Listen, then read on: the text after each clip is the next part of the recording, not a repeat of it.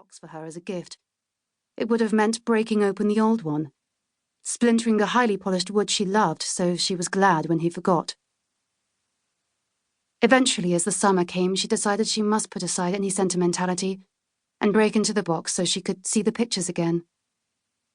She missed them, and already the boys had grown and changed almost out of all recognition. But the summer brought with it nothing but trouble, and soon the key was forgotten beneath matters much weightier than snow. And it was to be more than 300 years before it was found again. Chapter 1. Lucy. The present, late July. The house looked exactly as she remembered it. Immediately ahead of her was a low wall of chalk and sarsen stone, overgrown with a tangle of white and gold honeysuckle, pink wild rose and white star jasmine.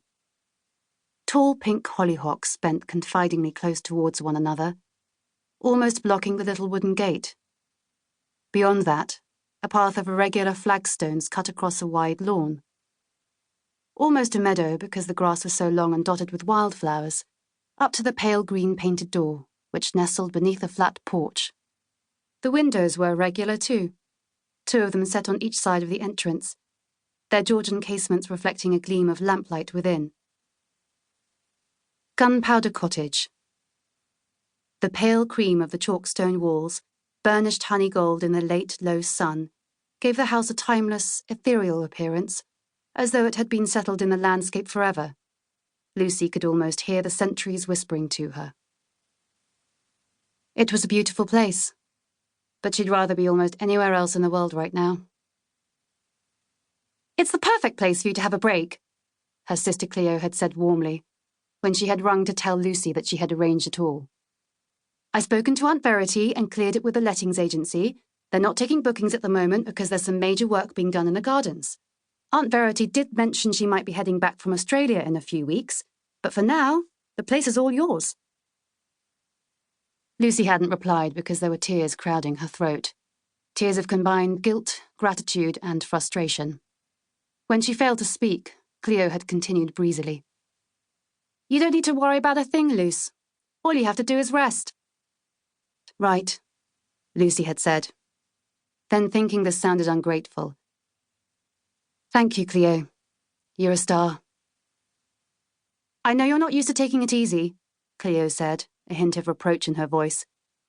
"But this time you really are going to have to stop, Lucy." "Yeah," Lucy said. Admitting the truth was hard, even to Cleo, especially to Cleo. Perhaps since normally Lucy was the organizer and her little sister was swept along in her wake.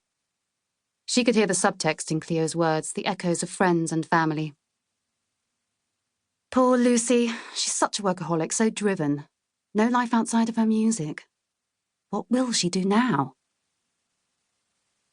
It was a good question. Lucy didn't know the answer. Not yet.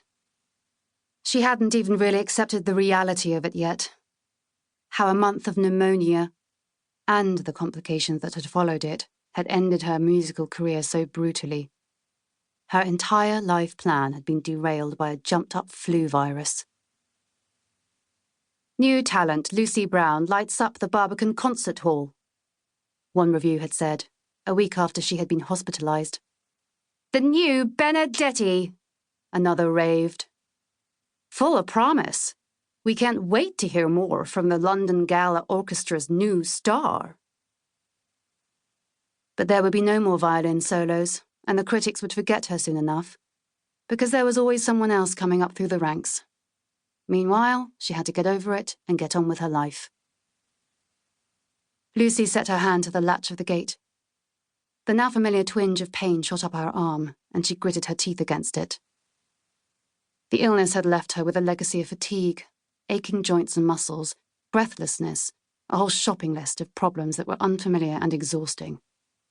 To start with, she had tried to return to rehearsals, but the excruciating pain had changed music from being a sublime pleasure to a painful trial. In the end, she'd been forced to admit defeat and had cried with fury and frustration. Her consultant had been matter-of-fact. "Post-viral fatigue," he had said briskly. "We see a lot of it."